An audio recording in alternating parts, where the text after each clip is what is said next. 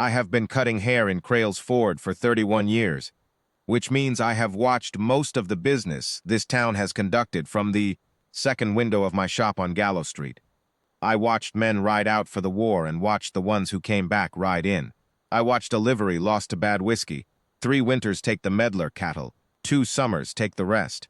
I have learned to read a crowd the way a cattleman reads the sky, slow to build, fast to turn mean, and not easily stopped once it decides a thing. The morning I am telling you about, the crowd had already decided. Lena Dre came out of her shop, the seamstress's place with the yellow curtain in, the window, 2 doors down from me, at 9:15, and the Phelan brothers were already on the walk waiting for her. There were 3 of them.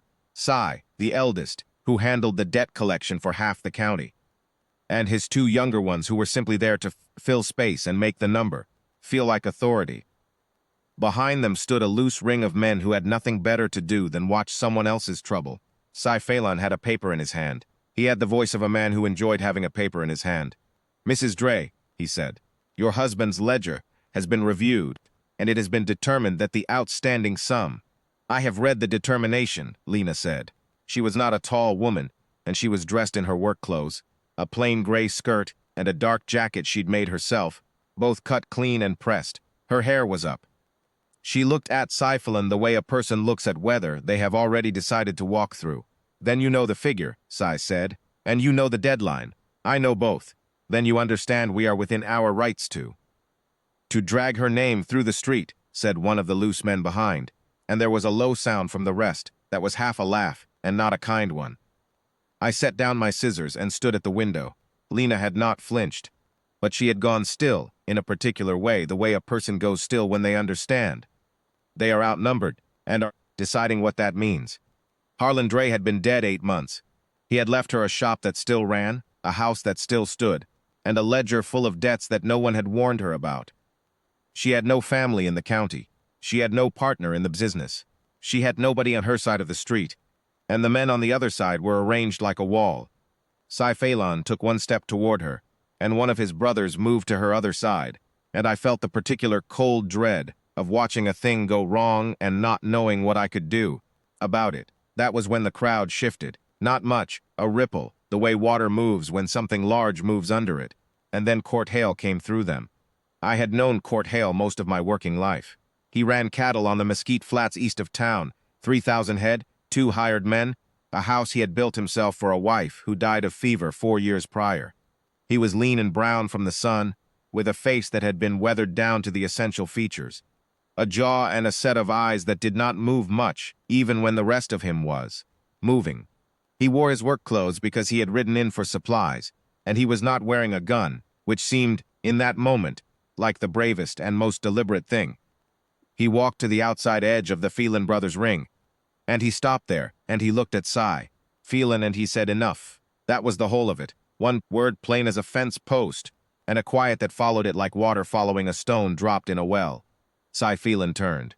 "Hale, this is a lawful matter of—" "It may be lawful," Court said, "but you've got 2 men standing around a woman on a public walk and a crowd behind you that is enjoying itself, and that is finished now.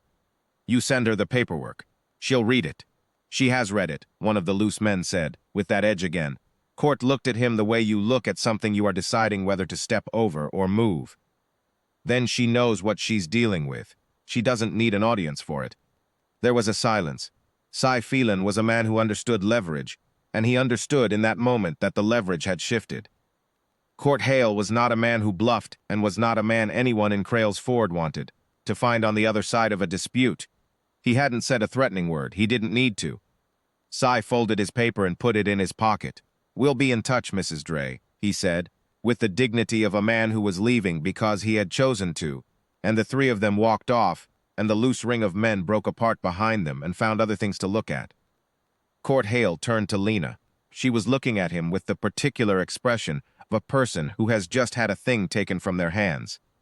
Not a bad thing taken, but something they had been braced to carry, and the sudden lightness of it was strange.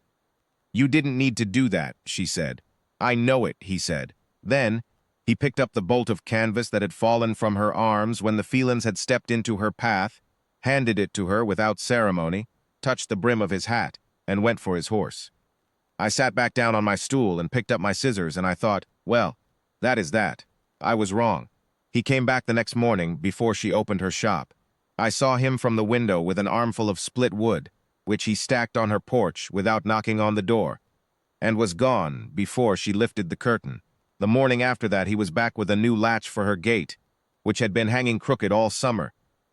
I had noted it and done nothing about it, and so had everyone else, and Court Hale fixed it in 20 minutes and left without a word. The morning after that, he brought nothing. He just sat on the bench outside the feed store, across the way, hat tipped, watching the street with the easy patience of a man who is used to watching over things he considers his responsibility.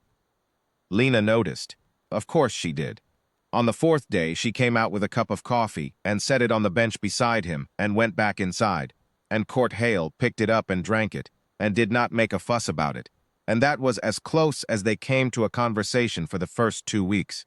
The Phelan matter resolved itself the way these things do when public opinion shifts.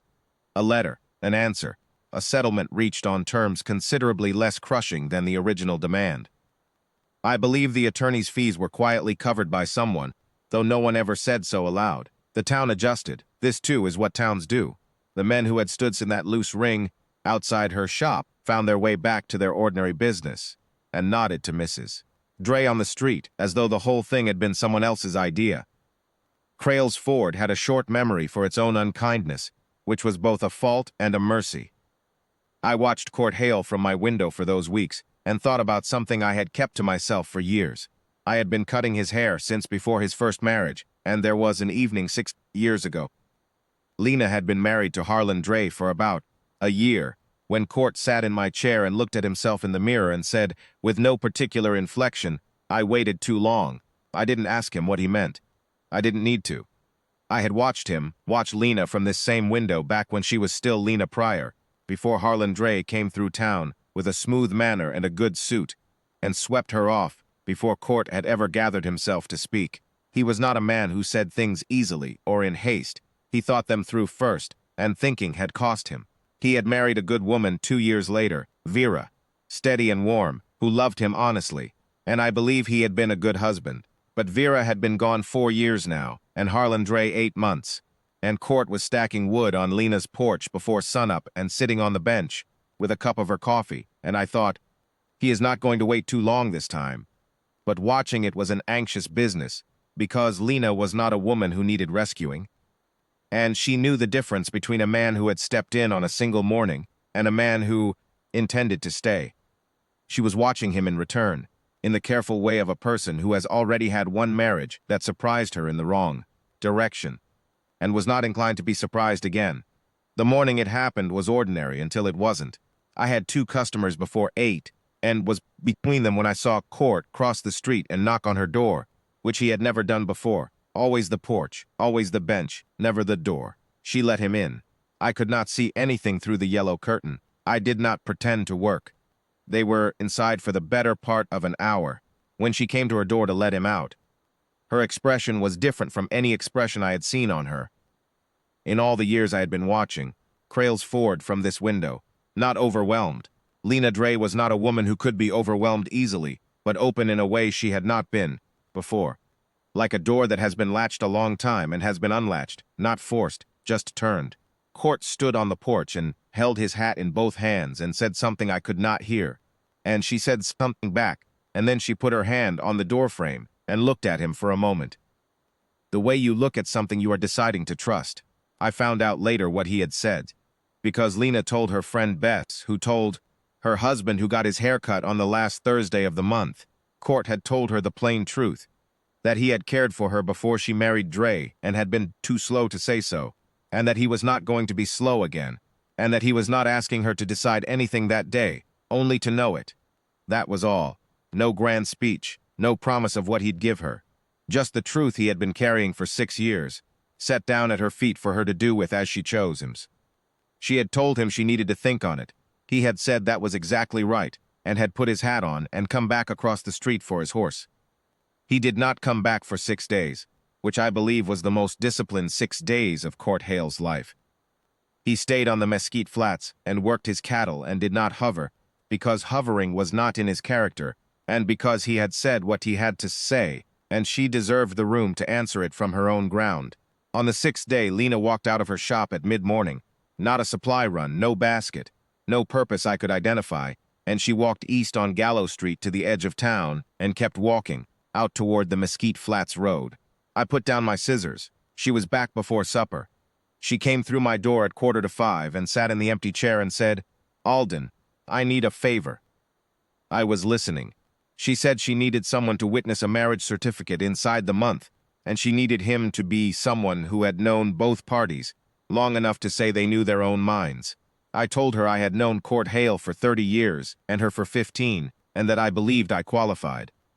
She thanked me and stood up and straightened her jacket and went back across the street to her shop.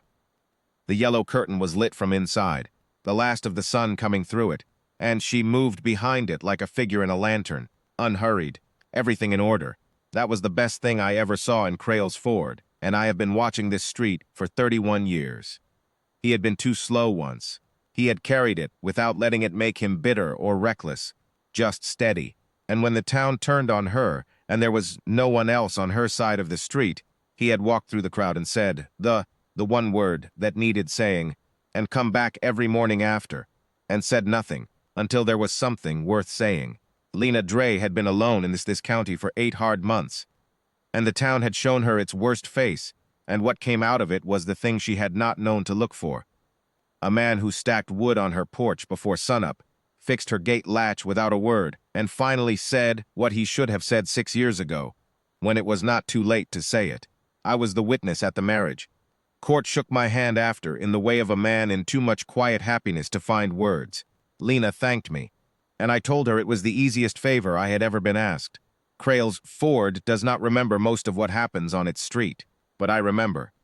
That morning with the Phelan brothers and the one word Court Hale said into the quiet, that is the first thing I would tell you about this place if you asked me what it was made of. It was made of that.